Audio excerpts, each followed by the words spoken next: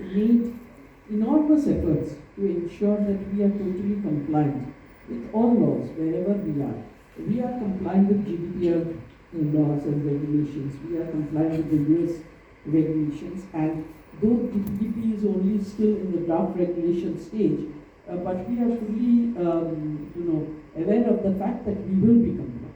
If there is some changes or tweaks that are required to be made, we will ensure that it is made.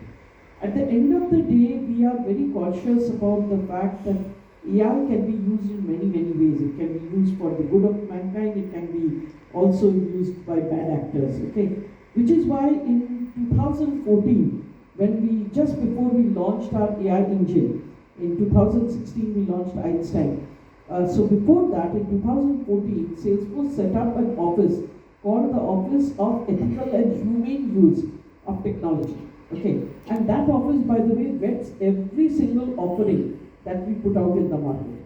So each of our products, each of our processes has to tick all of our values and be totally compliant with whatever laws there are. Okay, so that's part of what we do.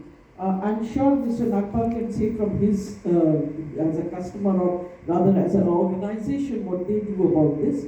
But one thing I have to tell you that, it is true that we have to be very careful about data. And I kept talking about how the data sources need to be the right data sources. They can't just be any data sources. They have to be reliable. They have to be in conformity with law and regulations of the land. So it is only that we use. We are very cautious about the fact that we are dealing with something which is a precious commodity. We always used to say that data is the new oil, but nobody really knew how to use that oil. Okay, today we know how to use it, but even then we have to be careful about how we use it.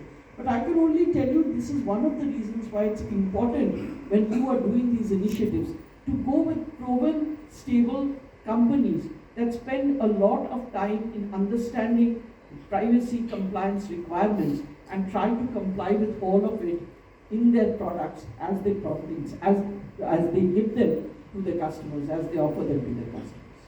Absolutely, because none of the laws abbreviations that you talked about are currently applicable in India.